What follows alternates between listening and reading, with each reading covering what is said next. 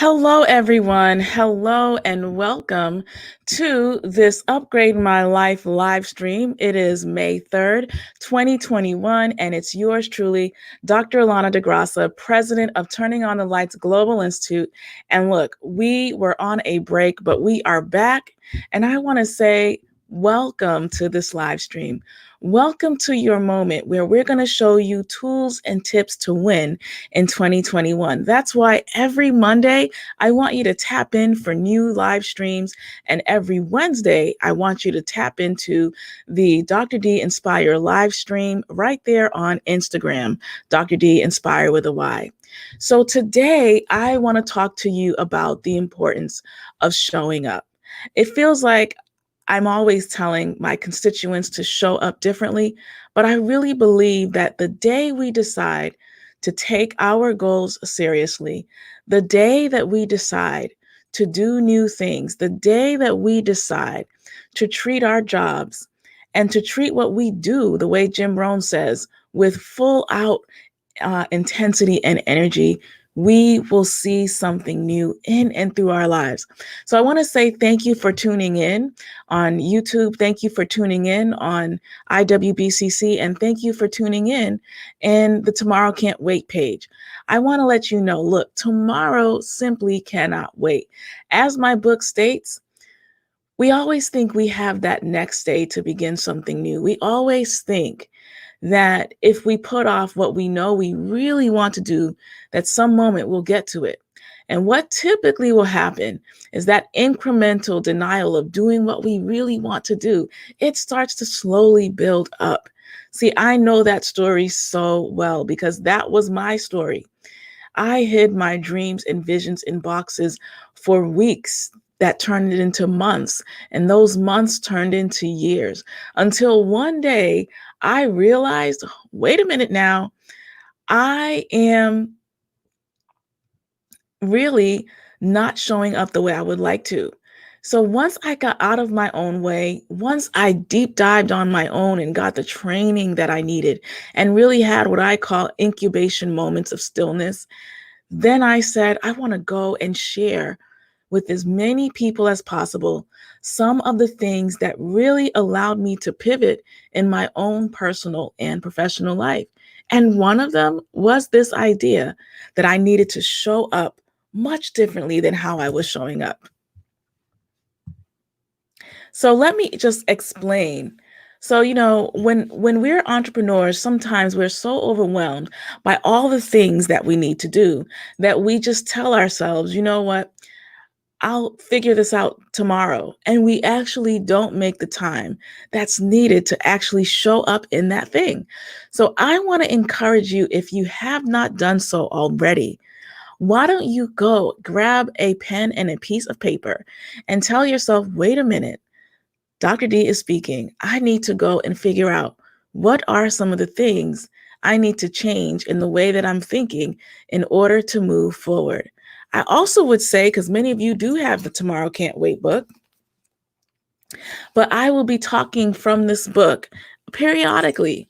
And today I do want to talk about how, when I decided to write this book, it was because it really was a wake-up call for me to realize that I was more responsible for where I was when it came to my goals than I realized.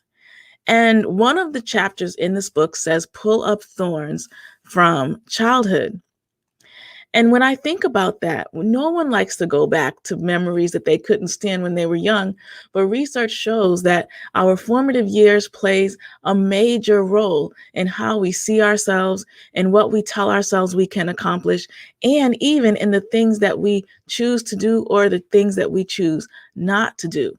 So one of the questions I ask in this book is, what are your 3 strongest memories of pain as a child?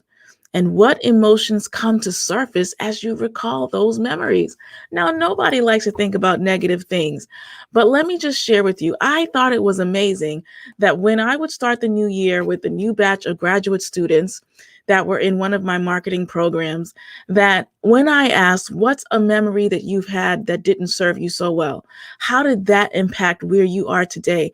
I was amazed that 85% of the time, those individuals reported how those formative experiences impacted them by either them not thinking they were good enough or impacted them by thinking themselves out of an opportunity before they even began. So I want you to know you have an opportunity today to show up completely different. You can decide in this moment, you know what? I'm going to do something different. I'm going to actually believe I can become this new person. I'm going to do it whether or not people have seen me do this or not. This is something I've always wanted to do. And guess what? If you don't buy your own story, if you don't buy your own why would anybody else buy your why? You see, what I've learned is that I can show up at meetings, I can go to summits, I can go to conferences, I can go to workshops, I can go to all these things. But if I don't actually get my own shoes, put them on my own 2 feet, and tell myself that I must activate, I cannot expect for anything in my life to change.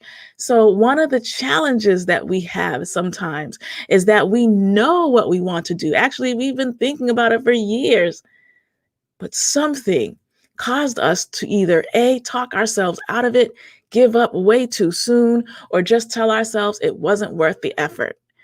And for me, I remember what that was like. I remember waking up and going to teach or going to do something new, and then just saying to myself, you know what? Might take me longer than I imagined. You know what? I'll get to those other details a year from now. I'll get to it tomorrow. Maybe I'll get to it 6 months from now. What I didn't realize was that I was talking myself out of the very future I was always imagining. Now, I don't know about you. If you tune in now or later, let me know that you're tuned in because I can't always see your names. But I want you to know age does not have to be a limitation to what you can do. Circumstance doesn't have to be a limitation to what you can do. Not knowing the right people doesn't have to be a limitation. Sometimes, for the things that we really desire, we have to take 3 steps back and say, wait a minute, I've been busy. I've been working these jobs. I've been showing up at these trainings. I've been doing these challenges. I've been doing all of these different things. And you know what? What has been the return of all of those things? And we have to be willing to ask ourselves those questions. But I know when people come to me in closed doors, I know when they come to me and they look me in the eyes and say, hey, what do you think I need to do to propel forward? And I look them back in their eyes and say, you know what? If you had the closest person standing next to you who knew you well, and you allowed them to speak into your life, what would they tell you? Because 9 times out of 10, the people who know us, love us, care for us, they're not always going to tell us what we want to hear. Sometimes they're going to tell us what hurts to hear, but we know we needed it. I don't know about you, but even sometimes if I'm talking to Hubster and he says, well, you're not taking that thing seriously, even though it doesn't feel comfortable what he's saying, I then have to say, he might be right. In this area, I need to show up differently. So it's amazing what we do when we really, really are committed to something, when we really, really value something, we move every obstacle out the way if we can. I remember years ago reading this story about this woman, this mom, whose child was stuck underneath the car. And she was actually able, with all her strength, to lift that car up so that the baby could come out. What would happen if we showed up in our dreams that way, where we said, no matter what I got to do to lift myself out of this thing, I'm going to do it? You see, I know that when we look at research and we look at the regrets that people have, one of the number one things people regret is never trying to actually step out and do or become that person they've always wanted to be. And I've talked to people with amazing stories amazing backgrounds, amazing things that they've experienced, amazing journeys, travels. And I ask them, well, okay, well, where's that book you're going to write? Where's that course you're going to create? Where are you going to go and tell that story? Because look, there are billions of people. There are millions of people looking for solutions every single day. The question is, will they find you? So I want to just take this time and thank those of you who tune in to the Dr. Alana DeGrasse live stream. Wherever you tune in from, just know that starting in 2021, and we're already in May, one of the things we want to do is to be able to give you tools and tips to push forward. So my tip for you today is the following. Number one, go out and grab a journal and answer this question that I have on page 15 in my book. What are your 3 strongest memories? Good memories and bad memories as a child. And what emotions come to surface as you recall those memories? How have these experiences impacted your choices in life? Write answers to those questions. I would love to hear back from you, and make the decision that you're not going to throw in the towel and quit. You're not just going to stop because it seems too difficult. Let me know when you have. I always love hearing from you. So press comment or like and share. And remember, you really are that beautiful. You really are that valuable. And nothing about you is a mistake. Now, every Wednesday in May, I want you to stop by my IG page on Instagram, Dr. D Inspire with a Y, and catch me there live at 7:30 a.m. Eastern Standard Time. I'll see you soon. Take care.